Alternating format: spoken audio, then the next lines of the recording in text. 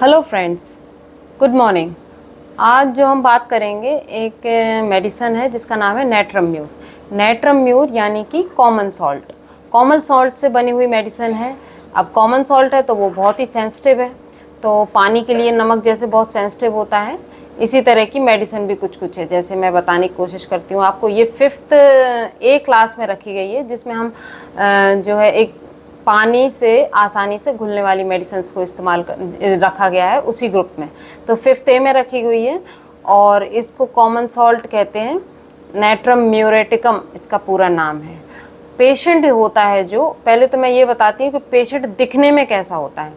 Patient, पहली बात तो ये पेशेंट जो होता है वो दुबला पतला और अच्छा खाता पीते घर का होगा, लेकिन फिर भी इसका ऐसा लगेगा कि इसका जो है मास जो है वो लूज़ हो रहा है लगातार, वो लगातार अपना बॉडी वेट जो है लूज़ कर रहा है, तो पतला दुबला होता चला जाता है पेशेंट।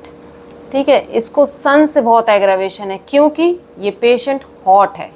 पेशेंट हॉट है। अब गर्मी से होने वाली लगभग सारी प्रॉब्लम्स इस नेट्रम्यूर को होती हैं।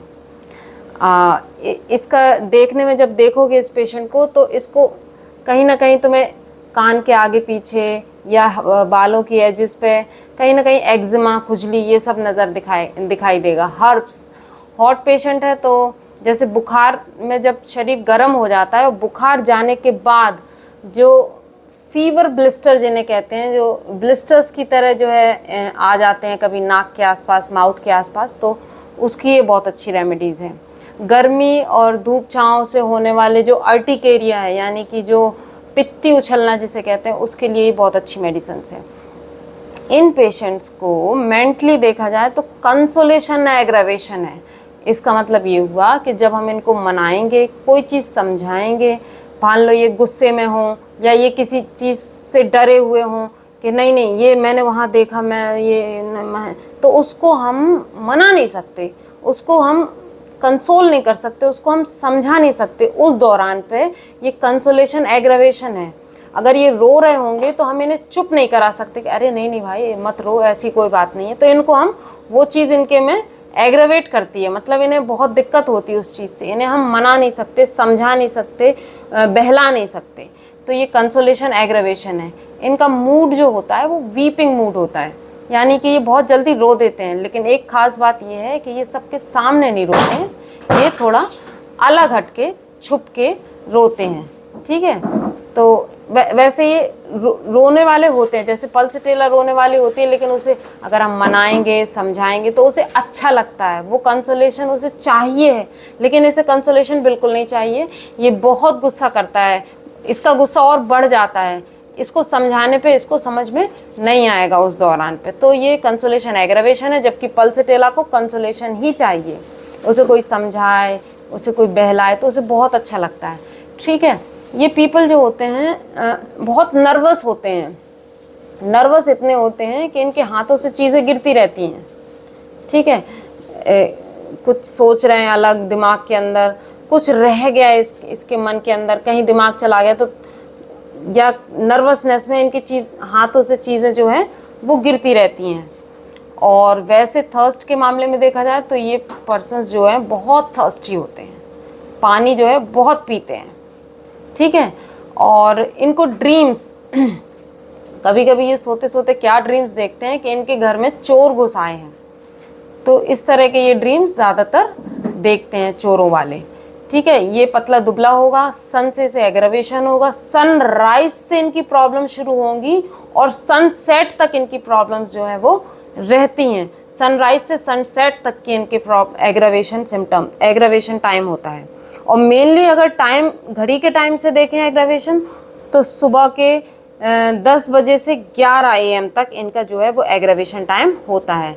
एक्जिमा होता है, इरप्शन, एक्जिमा इरप्शन इनके हेयर्स के लाइन के आसपास और हेयर्स में दिखेगा। इनका फेस अगर हम देखने में देखें तो फेस इनका होता है ऑयली, ग्रीसी, एकदम चमचमाता हुआ, चिकना सा, जैसे किसी ने तेल पोत रखा हो, इस तरह का इनका चेहरा दिखेगा। ऑयली, ग्रीसी, वैक्सी, ऐसा फेस होता है। इनकी गर्दन जो होती है वो बहुत पतली होती है। ठीक है, इसके बाद अगर इनके हैंड्स और नेल्स की बात करें तो जगह जगह से कटे, फटे, क्रैक्ड, ठीक है, नेल्स होंगे। अच्छा, इनको जो है खाने में जो पसंद आता है वो है नमक की चीज़ें पसंद करते हैं ये, और बिटर। करेला किसी को पसंद नहीं होगा, लेकिन नेट्रम्यूर हो सकता है करेला जो है वो पसंद करे। और बिटर टेस्ट के साथ साथ इन्हें फ़िश भी बहुत पसंद है और मिल्क भी बहुत पसंद है। ठीक है, कुछ चीज़ें खा के इनके शरीर पे बुरा असर पड़ता है, बैड इफ़ेक्ट होता है, जैसे कि कॉफ़ी, टोबैको, या बहुत ऑयली खाना, या ब्रेड से बनी हुई कोई चीज़ें हैं, सैंडविच या ब्रेड, तो इनसे उन्हें एवर्जन है एक तरह से, और ये इनको खा के जो है इनका कुछ ना कुछ इन्हें अपसेट हो जाते हैं, ये पेट इनका अपसेट हो जाता है या कुछ भी है, इनके बैड इफ़ेक्ट आते हैं इनके ऊपर। तो इसके बाद हम नेट्रम्यूर को देखेंगे कि नेट्रम्यूर में इतनी क्षमता होती है, ये बहुत ही डीप एक्टिंग मेडिसिन है, ये बॉडी के हर सेल में जाके वर्क कर सकती है। ये इनफर्टिलिटी की भी बहुत अच्छी मेडिसिन है।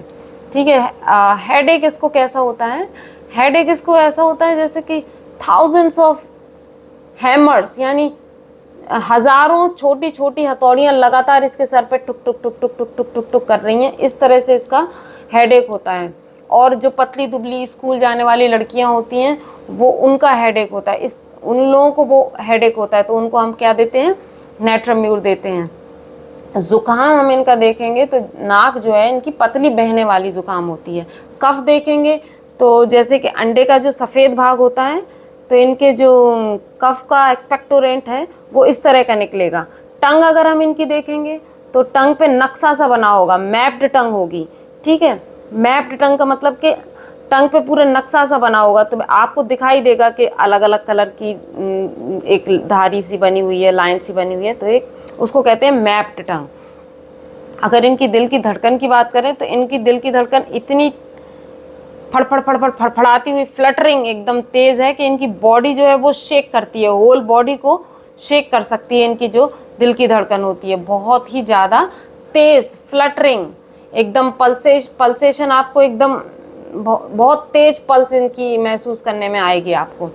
और जैसे कि इनकी यूरिन अगर हम देखेंगे तो यूरिन इनकी खांसने से, छींकने से, या तेज़ बोलने से, या चलने से यूरिन जो है छूट जाती है, यूरिन जो है निकल जाती है। खांसा और यूरिन निकल गई, जल्दीबाजी में कहीं से उठे और चल दिए तो यूरिन निकल गई, या जो है कि छींका और निकल गई, और कभी कभी अपने आप ही यूरिन इनकी निकल जाती है, जिसे कहते हैं इनवॉलेंट्री यूरिनेशन। इन्होंने ये चाहते नहीं थे कि यूरिन निकले, ये बस इनकी यूरिन जो है अपने आप खुद ब खुद निकल जाती है। और स्किन की तो बेहतरीन मेडिसिन है, चाहे कैसे भी वाट्स हों, लेकिन पेशेंट जो है नेट्रम्यूर का ही होने चाहिए, तो वाट्स जो है ऐसे चुटकियों में गायब हो जाते हैं। वाट्स हों और हर्ब्स हों, मतलब पानी भरे दाने हों, चाहे बुखार के बाद वाले दाने हों, पेशेंट लेकिन हॉट होना चाहिए, पेशेंट मैच करता हुआ होना चाहिए नेट्रम्यूर से, तो बहुत ही अच्छी तरह से इनकी अर्टिकेरिया है, वाट्स हैं, एक्जिमा है, इन सबको हम बहुत ही आसानी से हील अप कर देते हैं। Thank you.